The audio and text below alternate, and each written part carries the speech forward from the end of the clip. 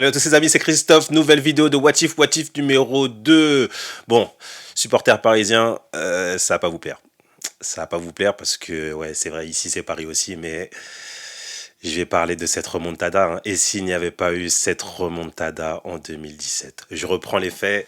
Donc 2017, nous sommes le 8 mars 2017. Le PSG qui a gagné donc 4-0 contre le Barça. Le Barça de Messi, de Neymar, de Suarez qui a gagné 4-0 à l'aller, donc le jour de la Saint-Valentin, le 14 février, qui a fait un match exceptionnel. L'un des meilleurs matchs du PSG, hein, franchement pour les anciens. Je pense que c'est allez, top 5, on va dire top 5 pour faire large, top 5 des meilleurs matchs du PSG en Coupe d'Europe. Donc c'est un 4-0 incroyable. Franchement, le PSG surclasse le Barça, un truc exceptionnel, un truc que j'avais quasiment rarement vu.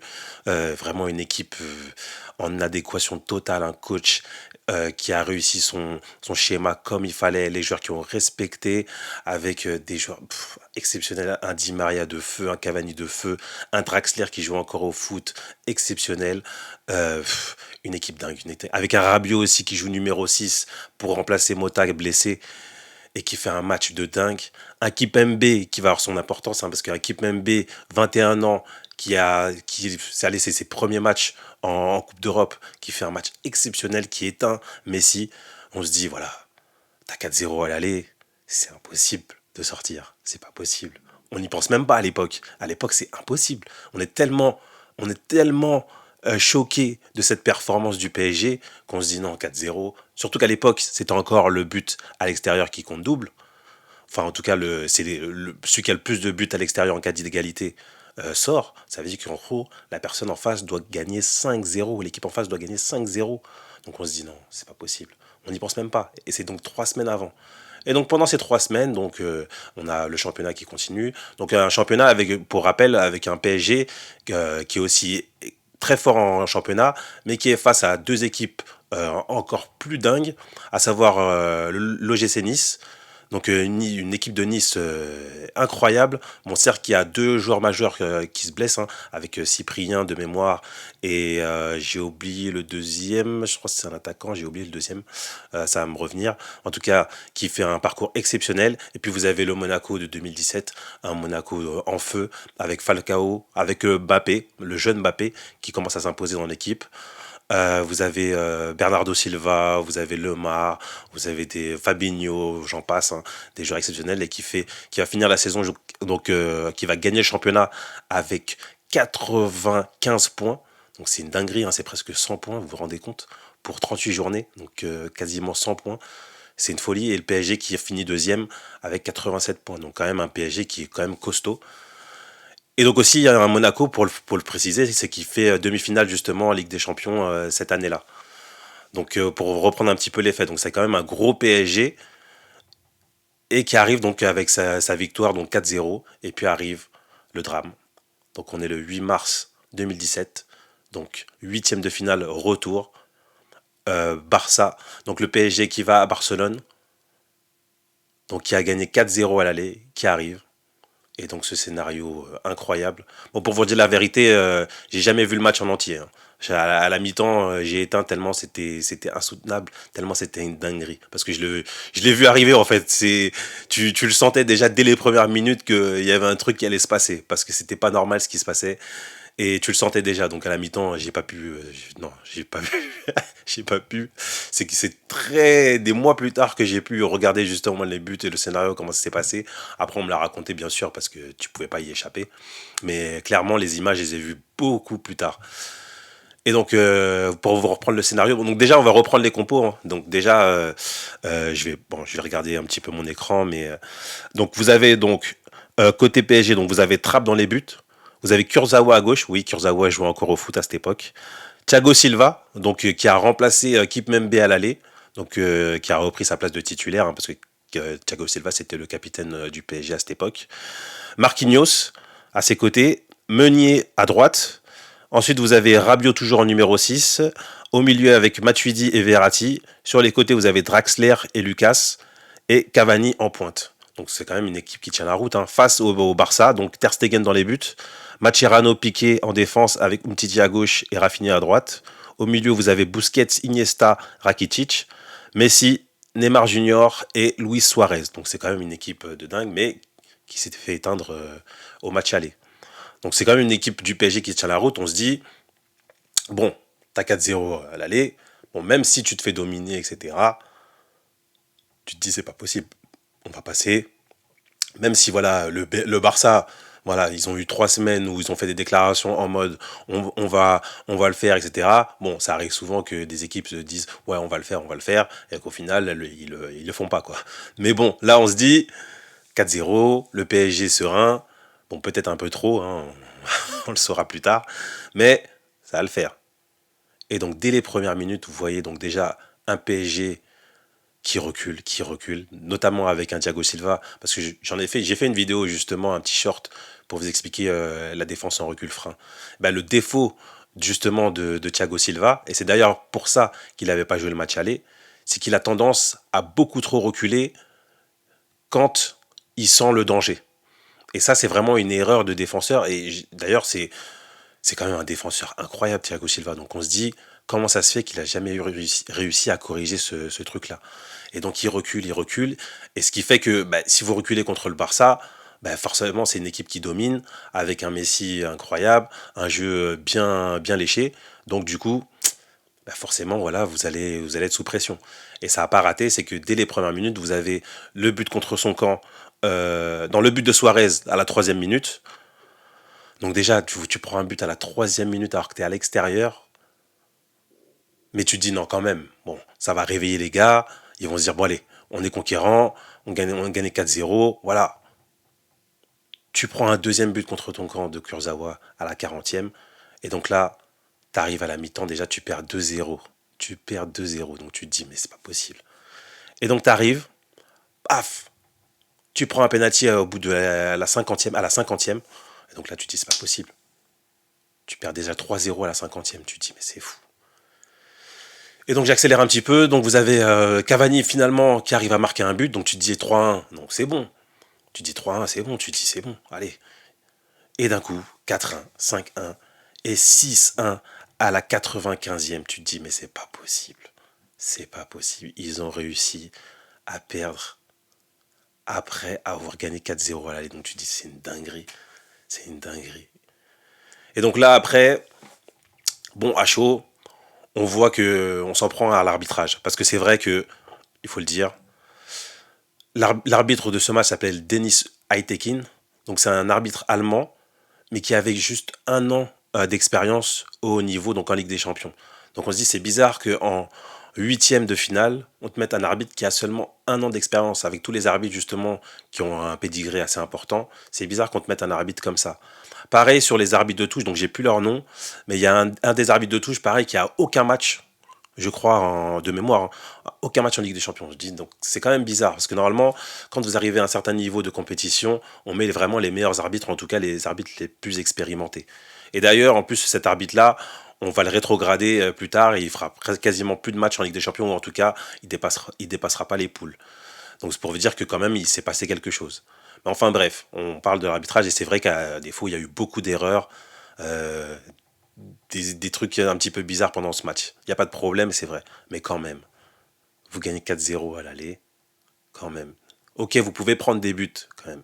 Mais dès que vous voyez ça, bah, je sais pas, vous faites un jeu plus dur, vous faites des fautes, vous vous réveillez, il doit se passer quelque chose, hein.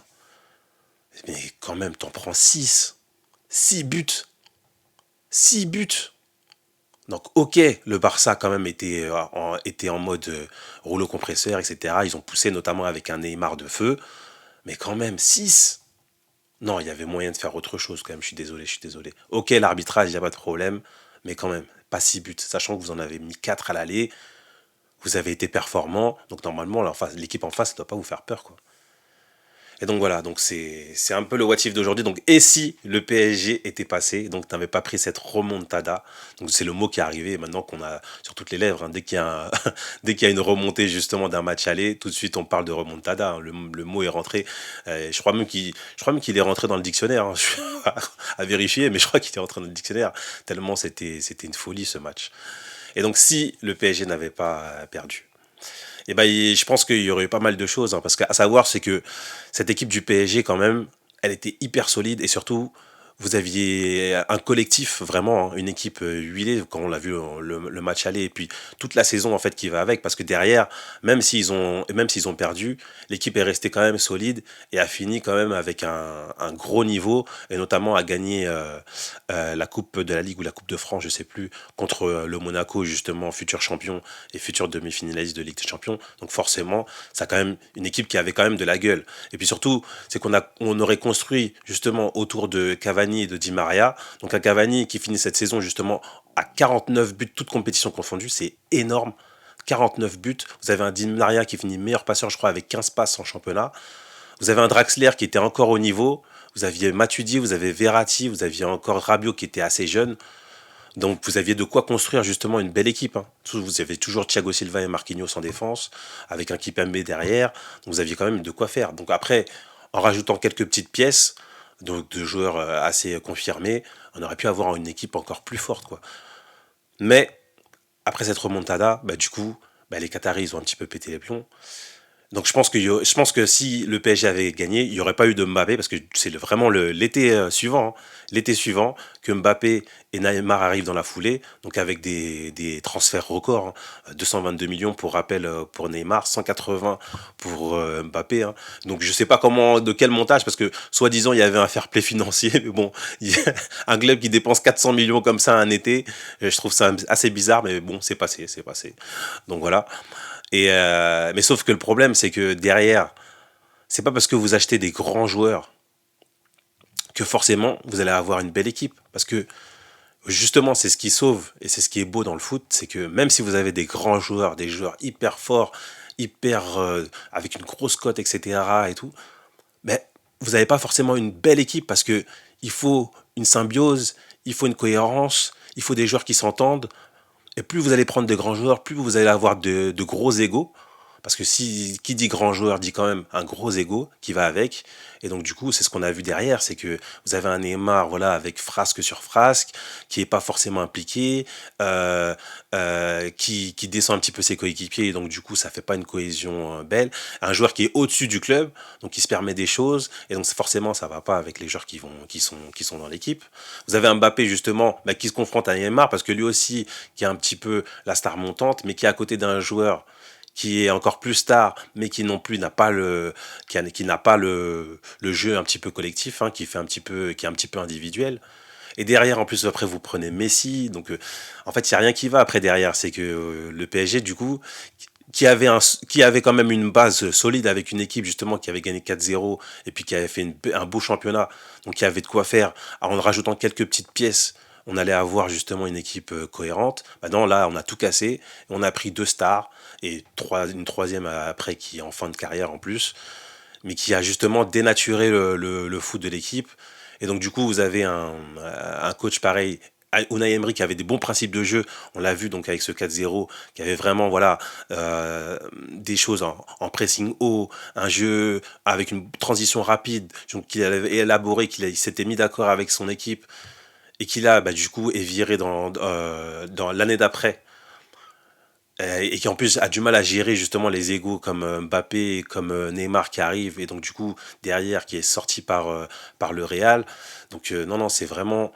Je pense que c'était vraiment le tournant justement du PSG, et je pense que si le PSG était passé, donc même s'ils avaient perdu après derrière contre la Juve, parce que c'était une grosse Juve derrière, d'ailleurs ce Barça, donc du coup ça a été aussi un tournant pour le Barça, parce que ça, d'accord, il passe contre le PSG, mais derrière, ils perdent contre la Juve 3-0, donc ils se font vraiment éteindre. Et surtout, c'est que derrière, ils prennent remontada sur remontada eux-mêmes, parce que ils perdent contre la Roma, ils perdent contre Liverpool, pareil, où ils avaient gagné 3-0, ils en perdent 4 derrière.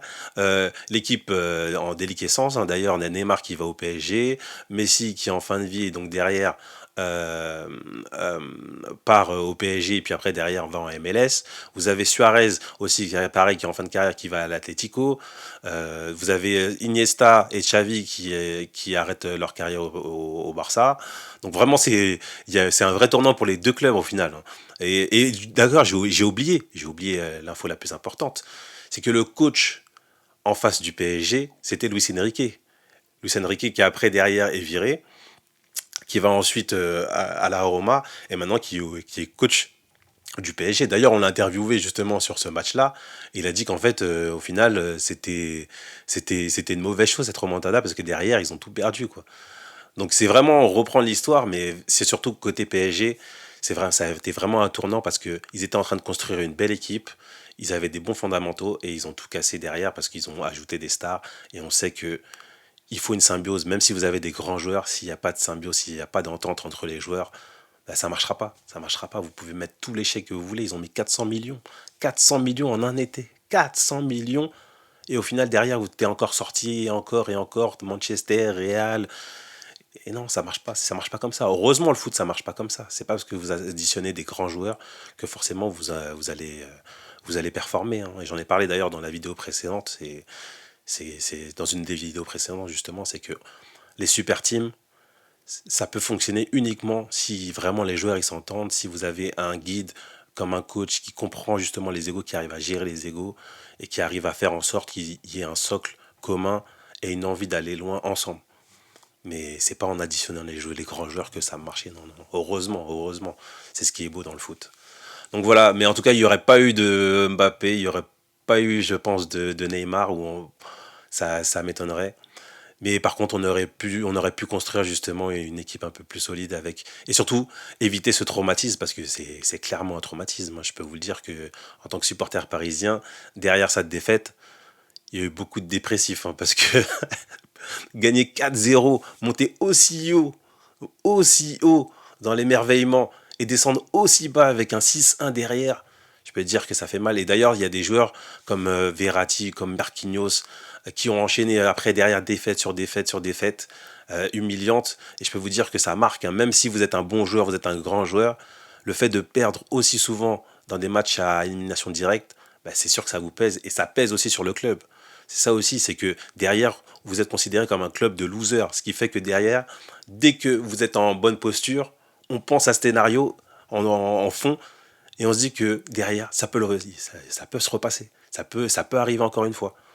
Et donc, et inversement, quand vous êtes un club justement comme le Real qui a souvent justement remonté des matchs comme ça, hein, des défaites comme ça, bah, du coup, ça paye. Et quand vous avez beaucoup de victoires, on se dit, ils peuvent le faire.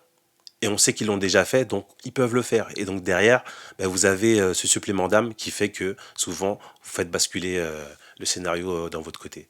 Donc voilà, c'était la remontada. Dites-moi ce que vous en pensez en commentaire, hein. Dites-moi si vous voyez d'autres choses. En tout cas, bah ouais, c'est vraiment un épisode hyper marquant et un tournant franchement du foot. Bah, du foot mondial et surtout au PSG, hein. Vraiment, c'est une histoire terrible, quoi. Terrible, terrible. Aïe, aïe, aïe, j'ai encore mal rien que d'en parler. Je pense que c'est la dernière fois d'ailleurs que j'en parle. Non, plus jamais, en tout cas sur cette chaîne, on parlera plus de ce scénario, vous inquiétez pas. Donc dites-moi ce que vous en pensez en commentaire. En tout cas, c'était le What If numéro 2 et je vous dis à la prochaine, les amis.